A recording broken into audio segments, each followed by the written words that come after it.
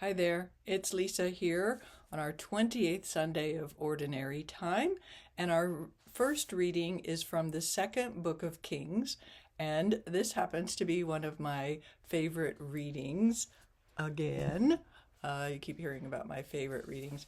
And what I've got to show you here is a picture of me in the Jordan River in 2015. I went with a group from church to Israel. And one of the things so I wanted to do two things. One was walk the way of the cross, and the other was to step into the Jordan River because of this story of Naaman, the military commander of an army that was against the Israelites. And we come into the story about two-thirds of the way through, and we get the very end of it. But Naaman actually, as a military commander, had captured a child, a girl who was from Israel, who was his wife's servant. And when he contracted leprosy, the little girl says, "Hey, we got a prophet in Israel who can cure you." And so Naaman goes to see Elisha, that's the prophet. Elisha doesn't even come out of the house. And Naaman is like, Elisha says, "Go dip yourself in the Jordan River 7 times. Well, that's what the Jordan River looked like. And Naaman said, "Are you kidding me? We got rivers cleaner than that where I come from. I don't need to go to your dirty river." And so he gets all huffy because Elisha wouldn't even come out and talk to him.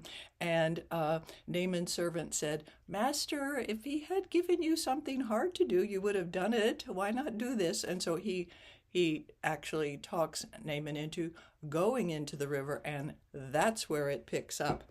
And so I would just tell you that when I stepped into the river like this, so there were steps that went down, and I was the only one in our group that did it.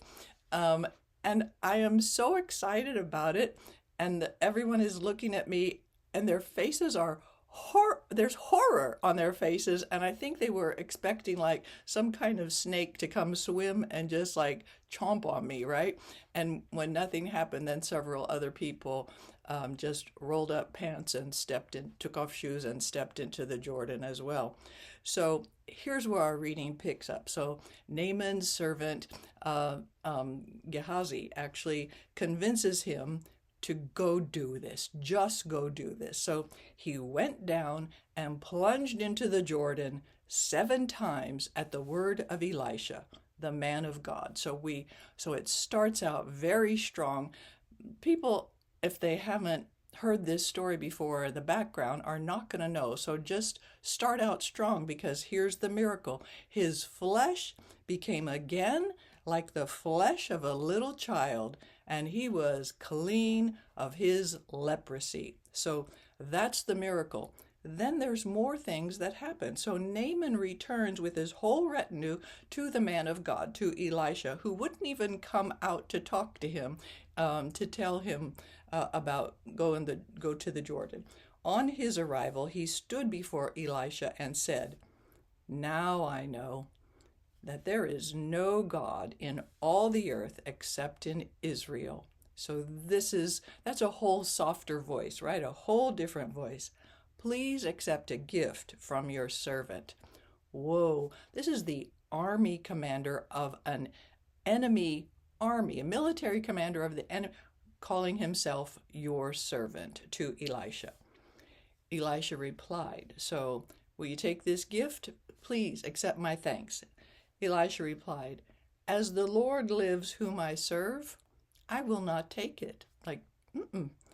And despite Naaman's urging, he still refused. Naaman said, "If you will not accept, please let me, your servant," wow, extreme change of attitude there, right?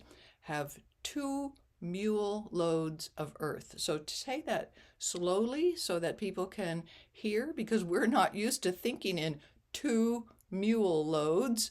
And so if you go too fast, it's going to be a blur in their ears. "For I will no longer offer holocaust or sacrifice to any other God except to the Lord." So how they thought about it was that in order to offer sacrifice to a god, I needed to have some of the earth, because that was where Israel was, because they thought the gods were tied to the land, that the gods were tied to the land. So if he took earth, dirt from Israel, he could have the presence of the Israel's God with him. That's what that's about. So, okay, what a great story. Too bad we don't get the whole thing. But again, say 1, 2, 3, the word of the Lord. Okay, so let's see what it's like just without all of the story and all of what you're going to get. A reading from the second book of Kings, and we wait 1, 2, 3 seconds before we actually start. Naaman went down and plunged into the Jordan 7 times at the word of Elisha, the man of God. His flesh became again like the flesh of a little child, and he was clean of his leprosy. Naaman returned with his whole retinue to the man of God. On his arrival, he stood before Elisha and said, "Now I know that there is no God in all the earth except in Israel. Please accept a gift from your servant." Elisha replied, "As the Lord lives, whom I serve, I will not take it." And despite Naaman's urging, he still refused. Naaman said, "If you will not accept, please let me, your servant, have 2 mule loads of earth, for I will no longer offer holocaust or sacrifice to any other god except the Lord." And we wait 1, 2, 3 seconds.